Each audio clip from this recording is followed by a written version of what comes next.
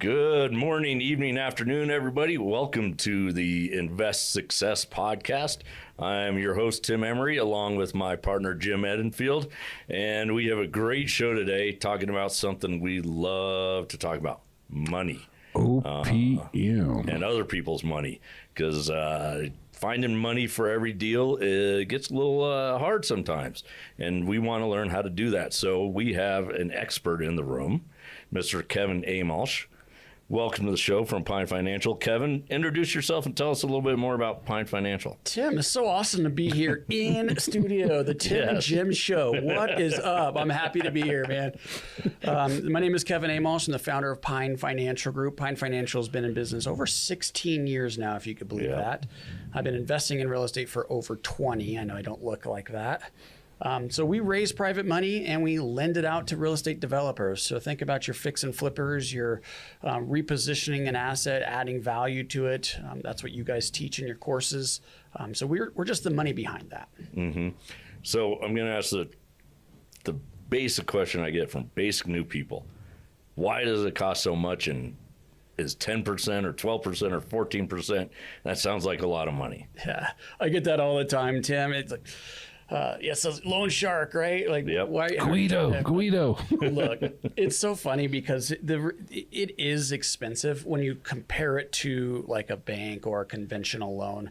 It's very cheap, inexpensive when you compare it to other avenues that you could fund your deals. Like, for example, partnerships. If you're out there doing high profitable deals like you guys are teaching in your courses, and you're bringing in partners, you're raising private money and bringing in partners, that's very expensive. But we don't hear, well, I just had to pay half my profit away. Instead, I'm paying 12% or 13%. So look, it's just a tool in the tool belt. I pull out a screwdriver when I'm going to drive in a screw. I pull out a hammer when I'm going to hit a nail, right? Which tool do I need to pull out of the investor toolkit to accomplish the goal I'm trying to accomplish? And sometimes your money is the only way the deal is going to happen. Banks aren't going to touch a majority of what our students are doing. So you're teaching them probably that you can use hard money as a way to do deals. Well, it's a way to get into deals with leverage, right? Mm-hmm. So you can make a higher profit per deal lowering your leverage. Obviously, you pay all cash, your profit will go up, but your return will go down, right? So if you bring in some leverage, your returns go up, but it allows you, back to your point, to get into the project. And there's times, it's a little tougher right now with the way the economy is, but there are times where we could finance 100% of the deal. So it's literally no money out of pocket, and you're acquiring real estate. Mm-hmm. And one of the things about hard money is because it's higher cost, it's usually shorter term. And traditional banks, for all you guys out there who don't know this, traditional banks do not like risk. I don't know if you've heard that before. That's why they only give you a 2 or 3% return on your savings account. They don't like risk. Short-term money, fix and flipping, is a risky business. One of the reasons that hard money is so expensive, and it's short. And Kevin, the shortness of it makes you want to loan your money out more. Is that right? Well, sure. Now I'm actually remembering what Jim said, so I'm going to answer your question because he was talking about the why people are using it. Let's go step back.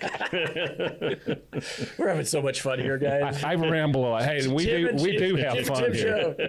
We try to have fun. Yes. I was in the class and we were talking about when to use hard money. And why would I pull out that tool out of the tool belt? And a room full of realtors, but there's a couple of lenders in the room.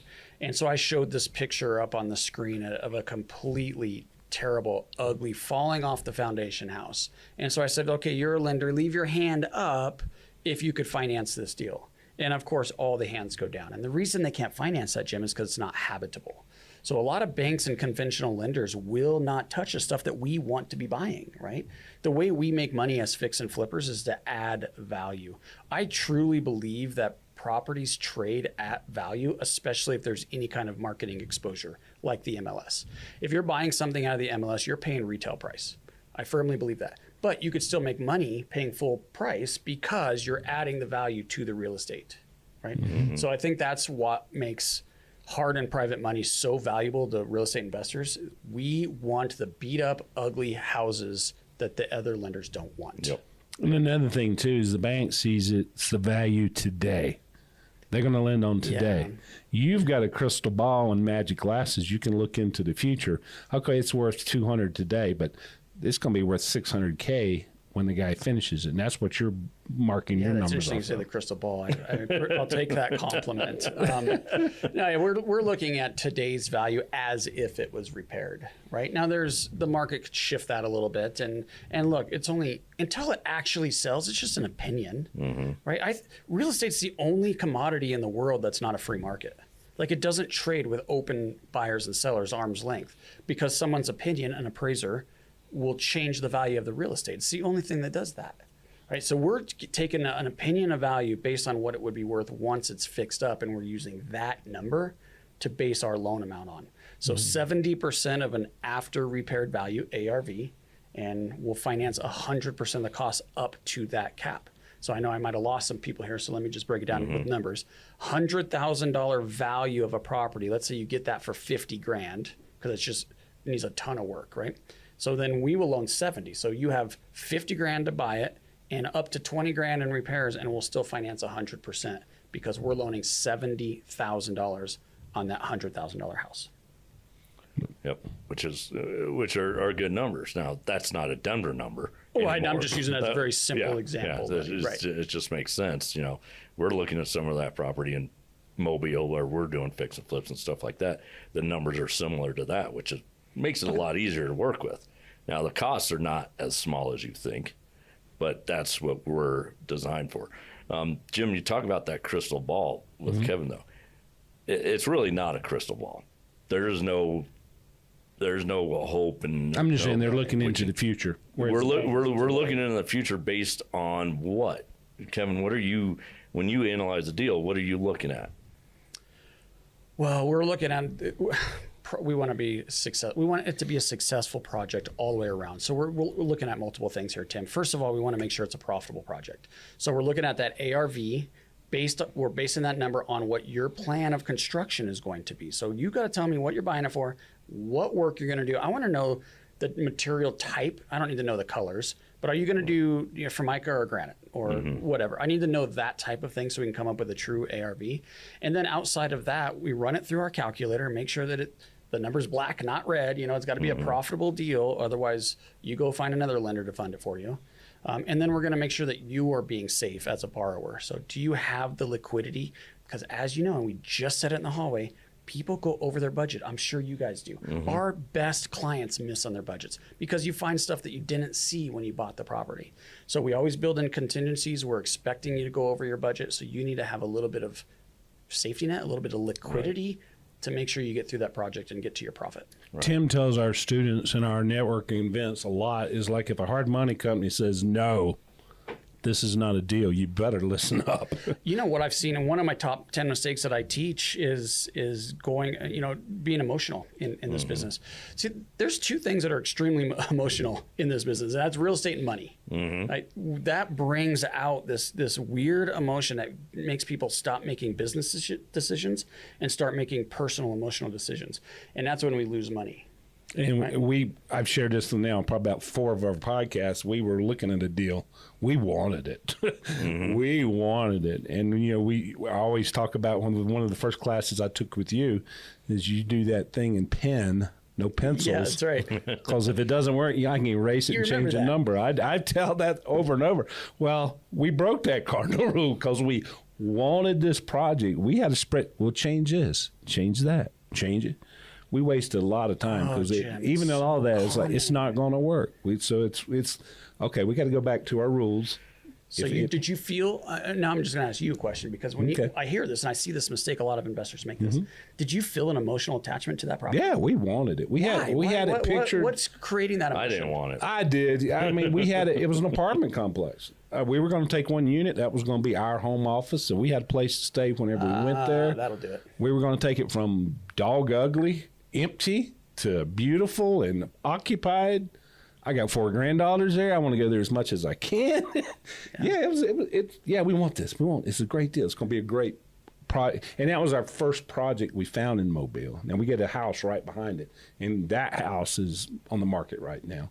But it was like, I can see us there living. I want this. So if you could train yourself, and listen to me, the listeners of your podcast, if you could train yourself to feel that emotion and recognize it, that's when you stop. Right. Don't buy it. Right. Don't And we didn't try end to up buying make it. We So, did. Good. So We walked away. And yeah, we walked away. We got our earnest money back. Good.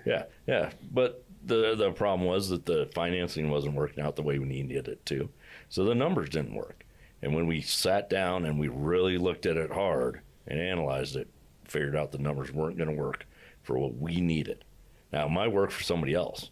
It just wasn't working for us because we had to leverage a lot more money than somebody else could have done it. Well, some of our scenarios, we go, what if, would have worked.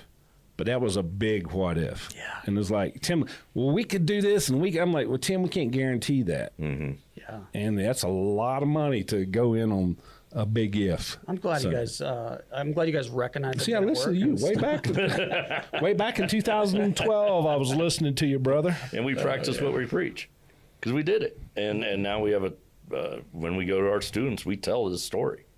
You know, when you're teaching people, it's not all about the book we're the says experts this. and we do everything perfectly. We make mistakes too. And that's one of the big keys to this business is learning how to make that mistake and recognizing that mistake. So if somebody out there in podcast land can hear us and say, oh, all right, maybe I don't have to get emotional about this, that's great. That's really important. No, that's great. And I mean, we all make mistakes. Yeah. And that's how you learn. So and you're never going to stop learning. Yep. Unless it's too terribly bad, I say we don't make any mistakes. Fair enough. We have learning experiences. Yeah. But the key there is, did you learn from it and not repeat it? Yes. Or did you hear that Tim did what I wanted to do and he lost his shirt? I don't need to try to do it again. Yeah. I don't want to lose my shirt. So. Yeah. That's Right. good advice. Right.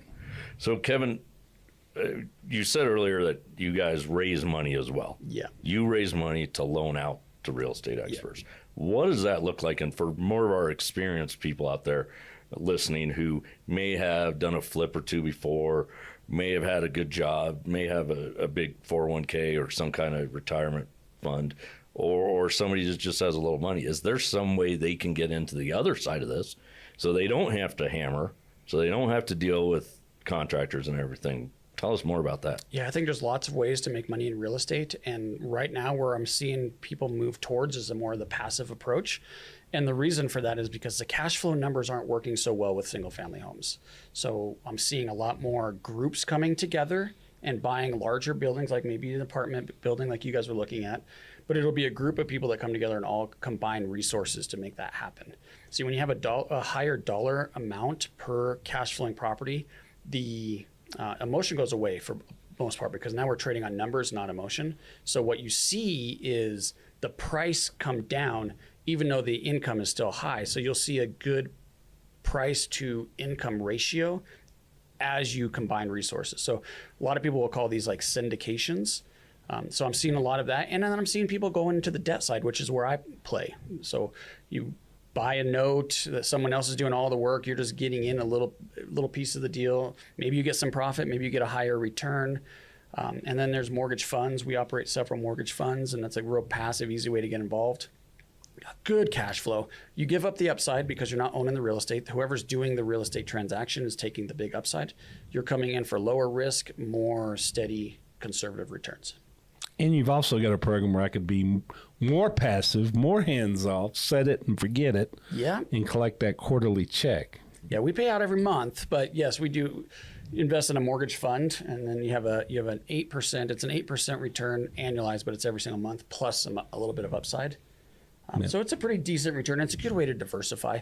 I was looking at a Tiger 21 presentation. I'm not sure if you guys are familiar with Tiger 21, but to get into this organization, you have to have a net worth of 20 million or higher. And it's really higher than that because it's investable cash of that. So it's a pretty elite group. And I was looking at some of the presentations, and I was seeing their diversification of their portfolios and how they're matching up. And, a lot of them have real estate. It's definitely part of it. But they also have some passive investments like syndications and debt.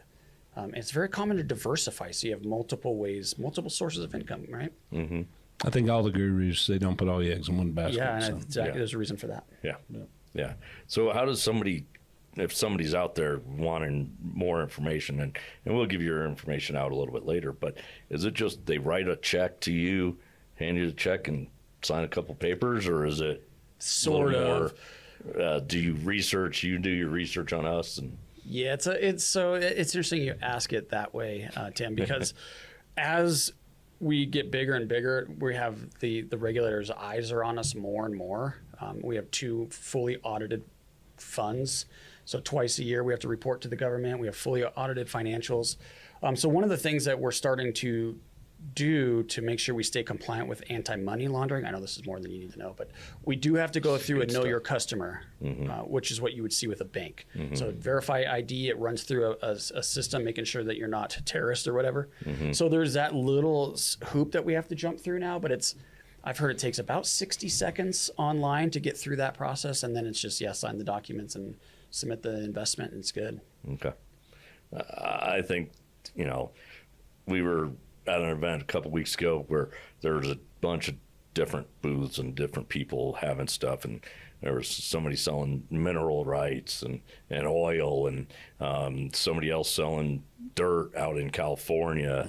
There are so many ways to get into this business that on a passive level, and not necessarily the fix and flip level, even though you've been doing this for a long time.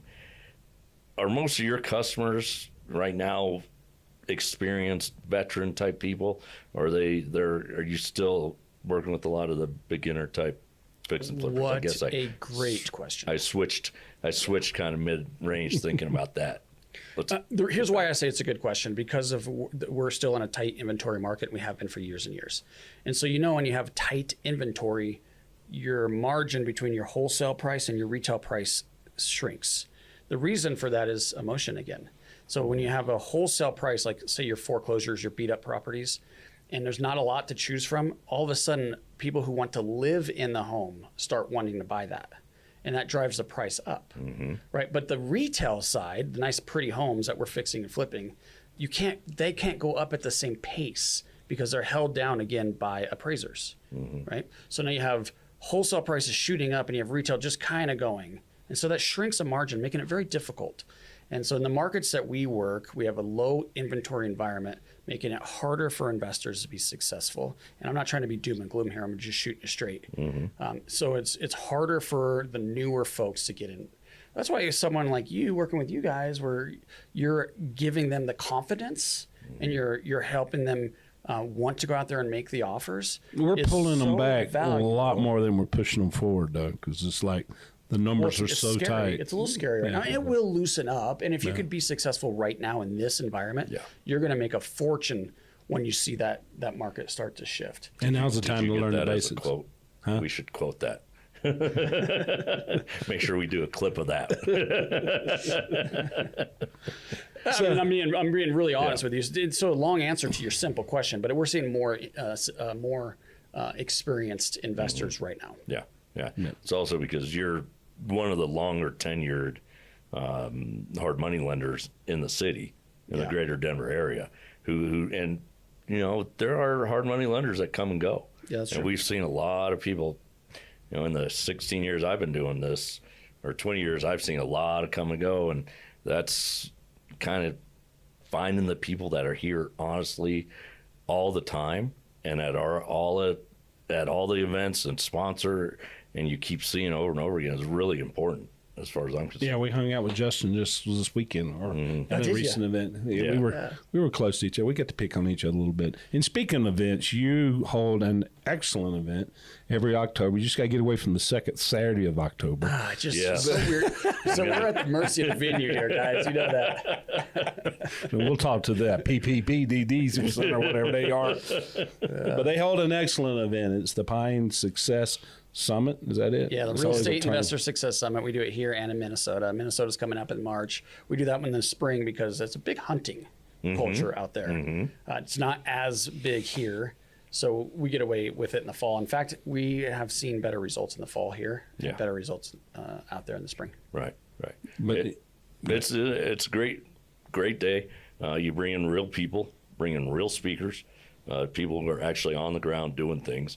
And it's a good group, and we love coming to it. We love speaking at it. We'll be ready to speak at it again next year. And it's one of those good events that really catapulted, I think, the real estate investor education that Denver has. And I think Denver's real estate investor education system is probably better than most other states. Top notch, no question. And we really, and Pine and you guys starting this really let it off at a top level. So we've had to keep up with that level. Two big things with it is it's all Denver local people. Right. It's all people that I know personally that are a success, and they're willing to share their knowledge. And for the most part, it's not a sales pitch. He's like, there's no selling from the stage. Yeah, we got booths out front. You can come talk to us, but you go in, and it's usually 2 rooms. I think he used to have 3 rooms at the time, but the last couple of years, you've had 2 rooms. 2 rooms, yeah. The big room, they always have a panel. It's always stuff that's going on in Denver and going on in Denver today. And people have started with little to nothing. Now they're superstars, but it's all real. It's good stuff. And the price is reasonable. Mm-hmm. Yeah, we don't do it to make money. You guys know this. We want to do deals with you. Right. We just want to meet you and get to know you and help support you. And if we could help you make money and we make money in the process, that's what we're looking for. So we charge enough to pay for the venue, and that's it. Yeah. So as we wrap up here, any last words of one sage piece of advice? Any last words? What I should have asked you is who's actually listening to this, so I could talk directly to them. But let me share this with you. I don't know how to put this elegantly, but if you're going to be successful, Tim, you got to actually go out there and do something. If you don't take that first step, you're going to be exactly where you are now. And I know it's scary and there's fear and all of that, but here's the thing. What's more scary? To go out there and make a little mistake or even a big mistake, get up and do it again and move forward. And learn from the mistake. Or be where you are right now in this chair in 5 years' time. Yep. Tell me what's scary. You can spend a lot of money on a nice set of books. Back in the day, it was called DVDs. You could get them and watch 1 or 2, put it on the shelf. It's a waste of money. We had a friend, Paul Fink, with us on another episode. His biggest thing was fire. Just take action. We've got students, and I know a lot of people will overanalyze a deal days until they can say, it's a great deal, let's go. Oh, it's under contract. Yep. So you got to, when you see a deal, you got to know your numbers. Have your money lined up before, because sometimes the fuse on those deals are short. You got to act. You got to know your numbers and jump on it and go with it. Well, just like you guys did, you put a deal under contract with 0 risk. You had no risk because you built in a contingency to get your earnest money back. And keywords and that escape clause. If you can teach your people this, there's 0 risk in this business. Until you actually close, but you could do your diligence and mitigate that, right? But get it under contract. Yep. So thanks for being here, Kevin. For those of you who don't know, we do a coaching program here in Denver. It's 12 months, hands-on. We meet at properties being flipped every other Monday night.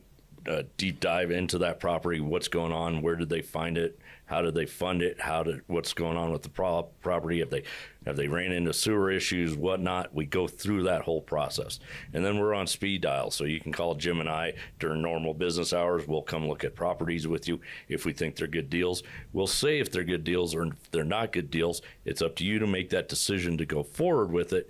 But it's really an amazing mentorship program. And then on the last Saturday of the month, we actually hold a property tour where we see 2 active properties and tell you and instruct you how to build a system so you can estimate the rehab cost in under 20 minutes, because time is the most valuable thing we have. So if you're interested in learning more about Invest Success and what we do, check out invest-success.com. And because you stuck around to the end of the video, which we really appreciate, if you come for a free class, sign up for a free class, and then if you join the program, we'll give you a $2,000 discount off it. Ask for Tim or Jim, and we'll get that to you, and we'll change your lives, and we'll set you on a path forward so that you can change things and become an entrepreneur and really enjoy your life. So thanks for being here, and go out and do a deal. See you next time.